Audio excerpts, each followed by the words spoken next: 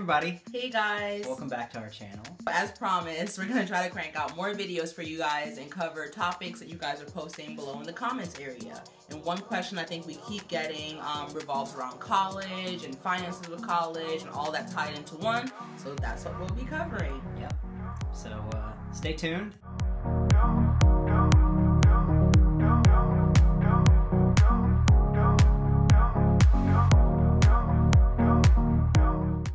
Alright guys, so if you're still here, you want to hear more about our opinion on the college experience and how to save money and how to get through it in a smart and economical way.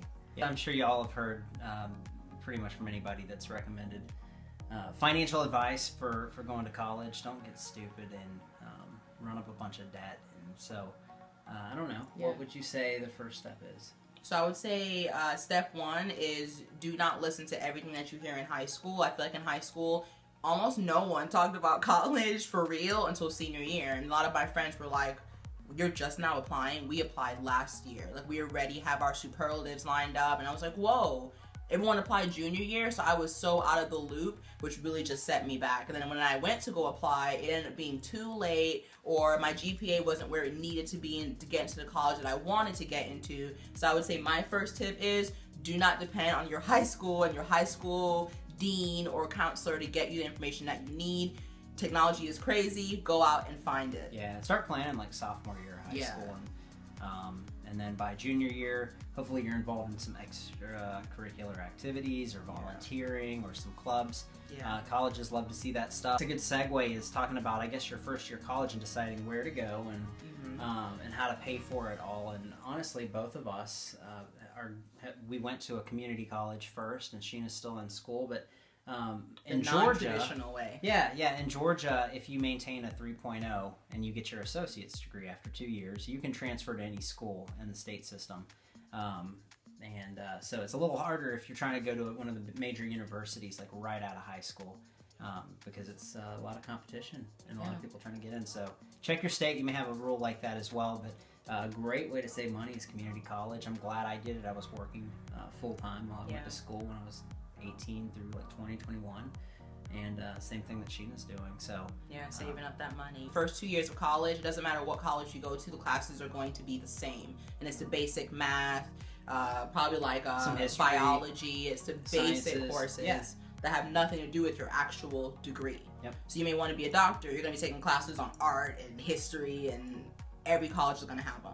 So go to the cheapest college, I would say the first 2 years, knock that stuff out. And then your last 2 years, go to the college where you want your degree from. The name that you want, your actual diploma, that's the college you transfer to. Sure. And I even know some people that their parents were willing to pay for 4 years in a major university, and they decided to go to a community college, work, and get their degree and then transfer out. And there's a couple of reasons. I think when you're 18, going off to college, let's face it, when I went off to college and transferred to Georgia, I was, what, 21?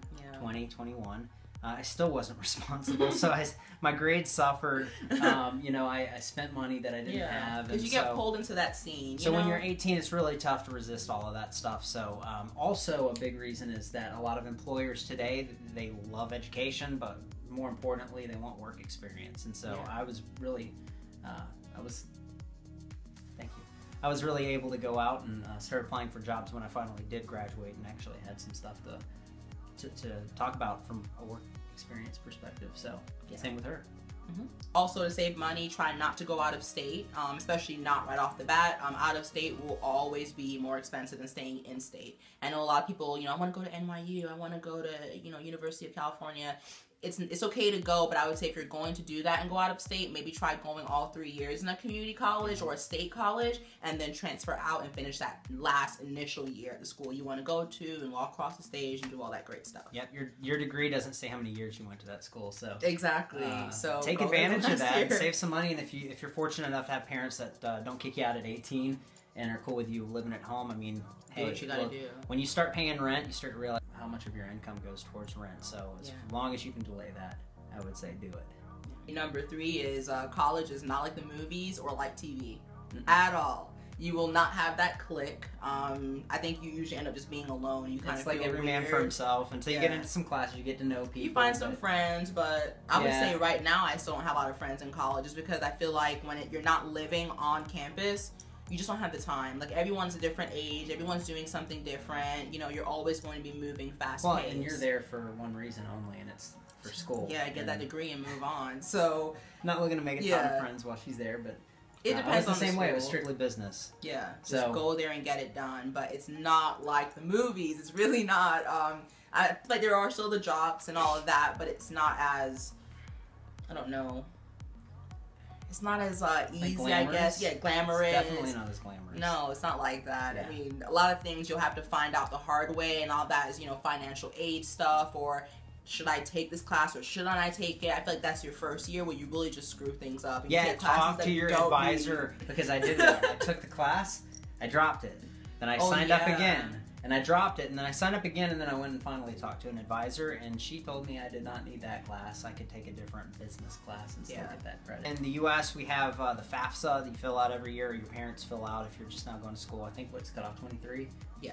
So it's based on how much income they bring in, but if you're eligible, if your parents don't make a ton of money, it is a great way to get some additional money to pay for school. That's not a loan; it's actually money that they give to you. Yeah. And then you also have like the federal loans, like Stafford and not the non-Stafford loans. If you can pay for it, pay for it. And even if you're working, if you can pay for it a little bit at a time, pay for it that way. But student loans, there's a couple of I guess downfalls that you should keep in mind. I mean, if things get really tough down the road, that's not something you can discharge in a bankruptcy. So there's a ton of people that go out there and they'll go get a medical degree or a law degree, and you know, they're 6 figures in the hole before they even have a job, and it takes a long time to pay that stuff off. So just keep that in mind.